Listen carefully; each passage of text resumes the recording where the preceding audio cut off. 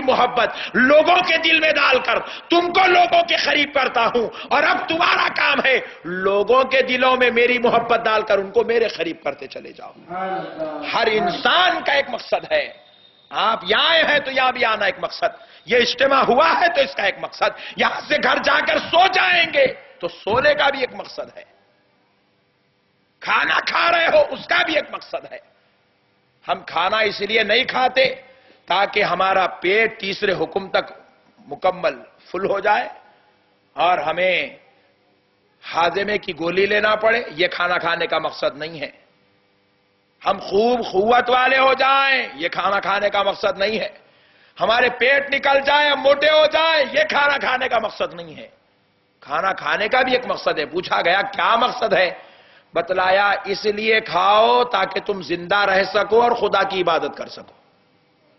کھانا بھی اس لیے کھانا ہے تاکہ اس کی بندگی ہو سکے۔ اللہ اکبر۔ ایک جگہ نکاح خوانی ہو رہی تھی، قاضی صاحب تھوڑے مزاحیہ ٹائپ کے تھے۔ قاضی صاحب کو مذاق سدرا، نکاح پڑھاتے وقت دولہن کے والد اور دولہے کا ہاتھ ملا دیے، دونوں کو ملا کے ہاتھ یوں مٹھی بند کر کے مصری بیچ میں رکھ کے دولہے کو پوچھ رہے ہیں شادی کیوں کر رہا؟ شادی کرنے کا مقصد کیا ہے؟ ہنسنا ہے تو تھوڑی دیر ہنس لیجئے، مگر بہت پوائنٹ کی بات بتا رہا ہوں۔ خدا کی قسم شادی کا مقصد سمجھ میں آ جائے گا، ورنہ لوگ بچے پیدا کرنے شادی کر رہے ہیں۔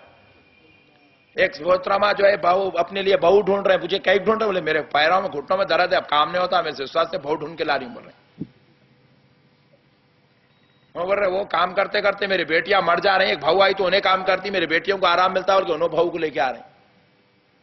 بہو کو لانے کا مقصد نہیں معلوم، بیٹی کو ودا کرنے کا مقصد نہیں معلوم، گھر میں شادی کر لیں کئی کو کرنا نہیں معلوم، ہمارے جوان بچوں کو بھی نہیں معلوم شادی کئی کو کر رہے ہیں آپ نہیں معلوم۔ اگر جو مقصد آج آپ سمجھ جائیں گے وہ مقصد کے مطابق اگر شادی ہونا ہے تو شادی کرو، ورنہ شادی کرنے کی ضرورت بھائی مقصد ہی نہیں ہے تو شادی کر کیا فائدہ؟ بولو آپ نہیں۔ یہ لائٹ اس واسطے لگائے یا لوگ بیٹھنے والے ہیں تاکہ لوگوں کو اندھیرا نہ ہو، لائٹ لگائے۔ یہاں پہ کل جلسہ نہیں ہوں گا، ہمارے صدر صاحب قبلہ پیسے دے کے افسر میاں کے ذریعے لائٹاں لگائے۔ ہاں بولے مول صاحب کل جلسہ تھا لائٹ لگائے، بات سمجھ میں آج کئی کو لگائے؟ مقصد ہی نہیں ہے۔ حالانکہ لائٹ لگانا اچھی چیز ہے لیکن جب مقصد نہیں ہے تو بیکار ہے۔ کام اچھا ہے لیکن مقصد نہیں ہے تو بیکار ہے۔ شادی کرنا اچھی بات ہے لیکن مقصد نہیں ہے تو بیکار ہے پھر شادی کرنا بھی۔ تو شادی کا مقصد کیا ہے؟ قاضی صاحب پوچھے دولہے کو کئی کو کر لے رہے میاں شادی؟ شادی کا مقصد کیا ہے؟ کیوں کر رہے ہیں آپ شادی؟ انہیں پریشان ہوگا یہ کیا مصیبت ہے مول صاحب، اتنے مقصد اگر معلوم رہے تو کب کچھ ہو جاتی تھی شادی، اتنا لیٹ کئی کو کرتا تھا 32 سال کی عمر میں۔ شادی کا مقصد نہیں معلوم اس واسطے بھی لیٹ ہو رہی شادی، کئی کنوارے بیٹھے ہوئے یہاں۔ قاضی صاحب بولے دیوانے بچے تیری اتنی لمبی عمر ہونے کی وجہ یہ ہے کہ تجھے مقصد نہیں معلوم۔ تیرے سسر کا ہاتھ تیرے ہاتھ میں دے کر تجھے مقصد بتانا چاہتا ہوں۔ شادی اسلام نے نکاح کرنے کا حکم کیوں دیا؟ اسلام نے ایک عورت کو اپنی بیوی بنانے کا حکم کیوں دیا؟ اسلام نے ایک عورت کو اس کے والد والدہ کے گھر کی جان عزت ہے، دل کا ٹکڑا ہے، وہاں سے نکال کر تیرے عذاب والے گھر میں کیوں بھیجنا چاہا؟ تیرے گھر وہ اپنے ماں باپ کے گھر ہے تو آرام سے ہے، وہاں سے نکل کر آتی ہے تو یا تکالیف کے انبار ہے۔ لاکھ آپ سونے کے بستر پہ سلائیے لیکن بیچاری کی تکلیفوں کو آپ نہیں روک سکتے، جب وہ ماں بنتی ہے تو کروڑوں تکلیفوں سے گزرتی ہے۔ ماں کے گھر تھی تو یہ تکلیف نہیں تھی، شوہر کے گھر آ رہی ہے تو تکلیف کے انبار ہے۔ کیوں؟ اللہ بتا رہا ہے بندے تیرے اندر ہم نے خواہشات نفسانی رکھی ہے،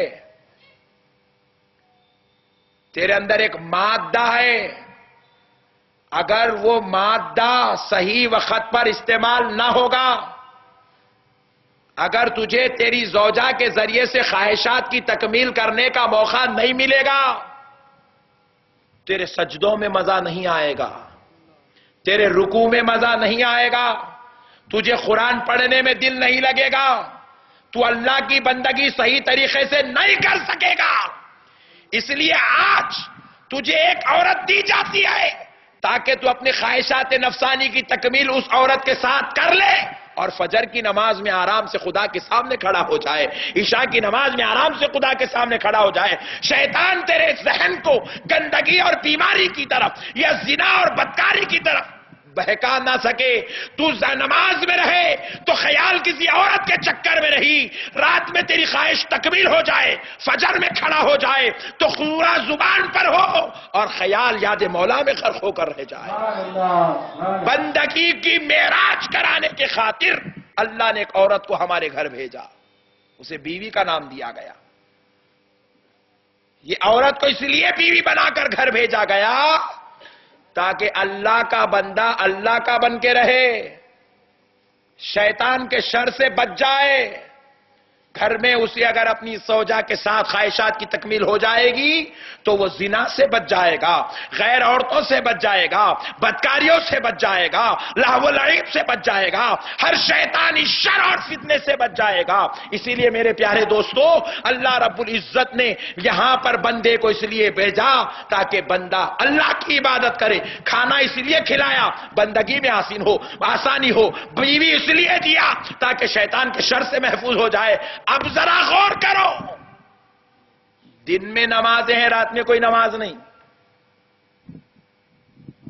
پورے نمازیں دن میں۔ اللہ کا قانون ہے، اگر اللہ چاہتا تو 2 بجے رات کو بھی ایک نماز پڑھا سکتا تھا۔ عشاء کی نماز کو اگر 2 بجے منتقل کر دی جاتی، دنیا کا کوئی بندہ اعتراض نہیں کر سکتا تھا۔ صبح نماز شروع ہوتی ہے فجر، رات کے پہلے پہر میں عشاء ختم ہو جاتی ہے، اب اس کے بعد رات کا پورا حصہ اب آرام سے۔ ہم نے پوچھا مولا اے پروردگار، تو آپ رات میں کیوں نماز نہیں پڑھواتے، صرف بندوں سے آرام کرواتے ہو؟ تو رب نے کہا رات میں سونے کا مقصد یہ ہے تاکہ تم دن کی عبادت کو آرام سے کر لو۔ رات میں سلانے کا مقصد کیا ہے؟ کام کاج پہ بھاگنا مقصد نہیں ہے۔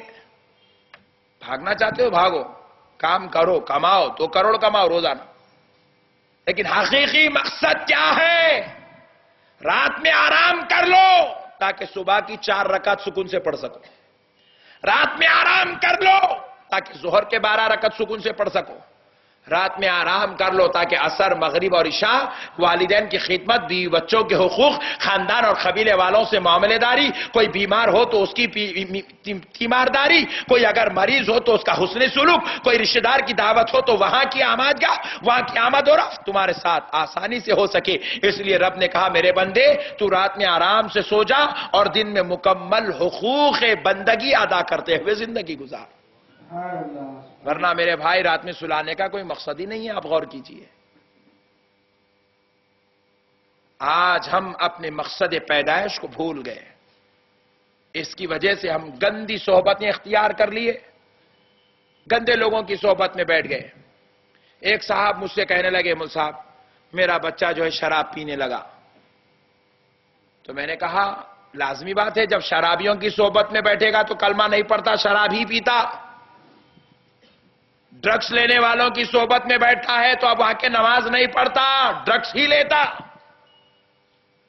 زنا کرنے والوں کی صحبت میں رہے گا تو زنا کرے گا، گندے لوگوں کی صحبت میں بیٹھا تو گندا کام کرے گا۔ اگر آپ چاہتے ہو آپ بھی اچھے بن جائیں، آپ کی اولاد بھی اچھی بن جائے، آپ کے بھائی بھی اچھے بن جائے، گھر والے بھی اچھے بن جائے، تو پھر اس کے لیے ایک ہی نسخہ ہے، برے لوگوں کی صحبت چھوڑ دو، اچھے لوگوں کی صحبت اختیار کر لو۔ علم سے تبدیلی نہیں آتی، صحبت سے تبدیلی آتی ہے۔ کس کو نہیں معلوم ہے؟ علم سب کے پاس ہے۔ آپ کو نہیں معلوم ہے شراب پینا گناہ ہے؟ یہ علم ہے۔ آپ کو نہیں معلوم نماز چھوڑنا گناہ ہے؟ معلوم ہے، یہ علم ہے۔ آپ کو نہیں معلوم زنا کرنا گناہ ہے؟ معلوم ہے، یہ علم ہے۔ علم سے انقلاب نہیں آتا، صحبت سے انقلاب آتا ہے۔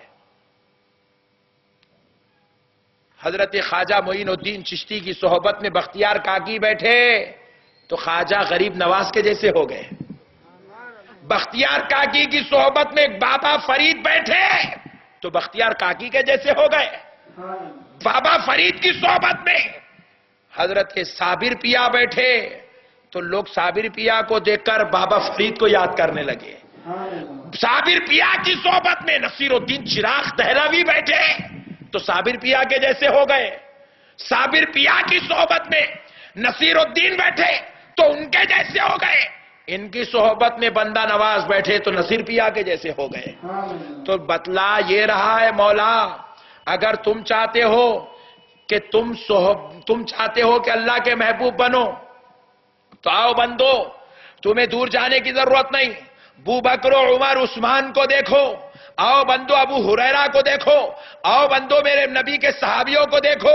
یہ پیدا کسی غیر کے گھر ہوئے، یہ پرورش کسی غیر کے گھر ہوئی، لیکن انہوں نے میری نبی کی صحبت میں کیا بیٹھا، صحبت کا اثر ایسا چڑھا کہ انہیں نائب مصطفیٰ کہہ کے پکارا گیا. نائب مصطفیٰ کہہ کے پکارا گیا. آج تبدیلی کے لیے صحبت بے حد ضروری ہے، صحبت بے حد ضروری ہے. اور تحریک صدائے اسلام صحبت دینے والی جماعت کا نام ہے. ہم چاہتے ہیں ہمارا بھائی، ہم اپنے بزرگوں سے کچھ سیکھ رہے ہیں، ہمارا بھائی ہم سے کچھ سیکھ لے. ہم اپنے بزرگوں کا صدقہ کچھ کھا رہے ہیں، ہمارا بھائی اس صدقے میں سے کچھ لے کر خود کھا لے. ورنہ میرے بھائی ذرا سوچو، ہم کئی لوگوں کی نماز جنازہ پڑھائے، جب نماز جنازہ پڑھانے کے بعد دیدار کرایا جا رہا ہے، جب ہم بھی دیکھے آخری دیدار، پورے مچھیاں صاف ہے، داڑھی صاف ہے، ٹپ ٹاپ جا رہی. فرشتے بھی سوچتے ہیں کہ اس کو شرم نہیں آتی تھی ان کی داڑھی کاٹنے کے لیے، ایسی حالت میں مر گیا. کتنی بری بات ہے میرے بھائی. پھر خیال آیا کتنا بد نصیب ہے، 60 سال زمین پر گزارا خدا کی، لیکن خدا کے محبوبوں کی صحبت نصیب نہیں ہوئی. اگر محبوبوں کی صحبت نصیب ہوتی تو خدا کی قسم وہ محبوبوں کے جیسا ہوتا تھا. یاد رکھو آپ. اور ایک بات دیکھو، محبوب کو نصیحت کرنے کی ضرورت بھی نہیں ہے، آپ اس کی صحبت میں رہو، خود بخود اس کا اثر آپ کے اوپر چڑھنا شروع ہو جاتا. نہیں، آپ کے دوست آپ کو فلم کو چلو یارو بولنے کی ضرورت نہیں ہے، آپ اس کے ساتھ رہو، 4 دن ٹکٹ انہیں لگاتا، 5ویں دن آپ لگاتے، خود بخود اثر ہوتا. بھائی صحبت بہت کارآمد چیز ہے، انتہائی کارآمد چیز ہے. آج اگر آپ کسی کو تبدیل کرنا چاہتے ہیں، دنیا کا کتنا بھی بڑا شیطان ہونے دیجئے، دنیا کا کتنا ہی گندا بڑا غلیظ انسان کیوں نہ ہونے دیجئے، قسم رب ذوالجلال کی، اللہ کی قسم کھا کے کہہ رہا ہوں، آپ اگر اس کو نمازی بنانا چاہتے ہیں تو بنا سکتے ہیں. شرط اتنی ہے کہ آپ نمازی بن جائیے اور اپنی صحبت میں رکھیے، وہ نمازی بن جائے گا. اس کو ذرا محبت کر کے رکھیے، پیار سے اپنے قریب رکھیے، وہ آپ کے رنگ میں بدلتا چلا جائے گا. کوئلے کی دکان والوں سے ایک صاحب کو دوستی ہو گئی، محبت میں پہلے سلام علیک تھی، بعد میں خیریت ہوئی، کہا بھائی کیسے ہیں بھائی، کہاں ہے بھائی، کیسے بھی چلنے لگا. ایک دن بولے آئیے نا بھائی بیٹھیے، بول کے کرسی ڈالے.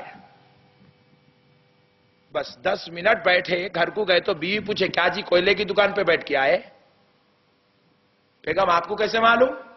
بولے آپ کے پورے پیچھے کپڑوں کے اوپر کالک لگی ہوئی ہے.